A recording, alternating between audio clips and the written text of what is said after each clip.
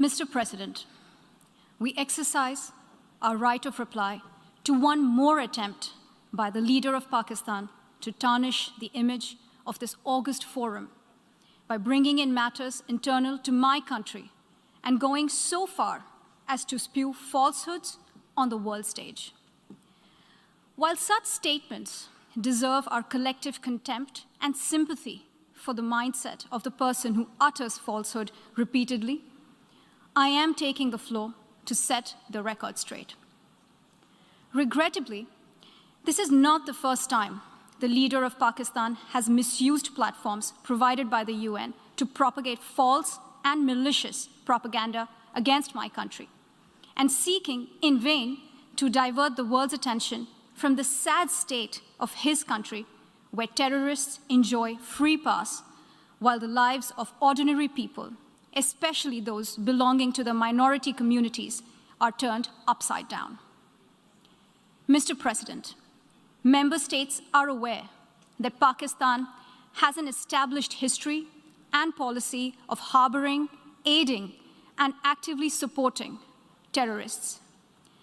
This is a country which has been globally recognized as one openly supporting, training, financing, and arming terrorists as a matter of state policy. It holds the ignoble record of hosting the largest number of terrorists proscribed by the UN Security Council. Mr. President, we marked the solemn occasion of the 20th anniversary of the 9/11 terror attacks just a few days back. The world has not forgotten that the mastermind behind that dastardly event, Osama bin Laden, got shelter in Pakistan. Pakistan leadership continues to glorify him as a martyr. Regrettably, even today, we heard the leader of Pakistan trying to justify acts of terror. Such defense of terrorism is unacceptable in the modern world. We keep hearing that Pakistan is a victim of terrorism. This is the country which is an arsonist disguising itself as a firefighter. Pakistan nurtures terrorists in their backyard in the hope that they will only harm their neighbors. Our region, in fact, the entire world, has suffered because of their policies. On the other hand, they are trying to cover up sectarian violence in their country as acts of terror.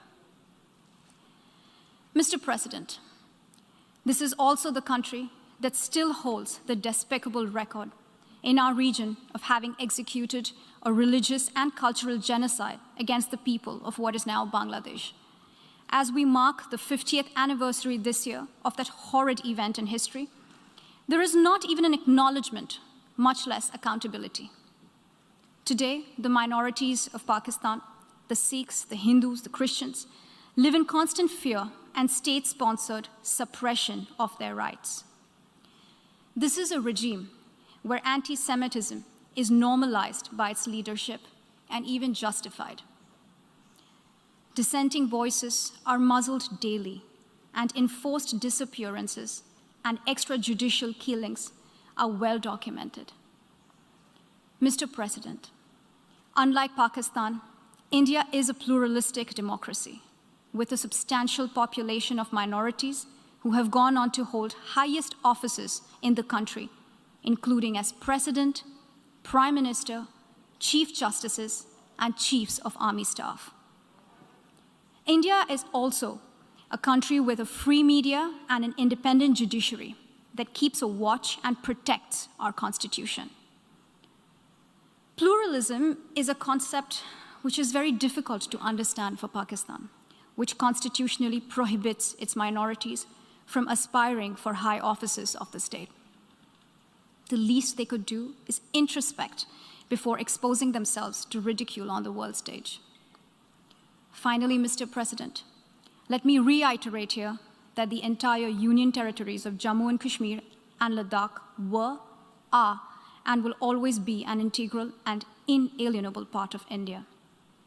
This includes the areas that are under the illegal occupation of Pakistan. We call upon Pakistan to immediately vacate all areas under its illegal occupation. Mr. President, Allow me to be categorical about India's position. We desire normal relations with all our neighbors, including Pakistan.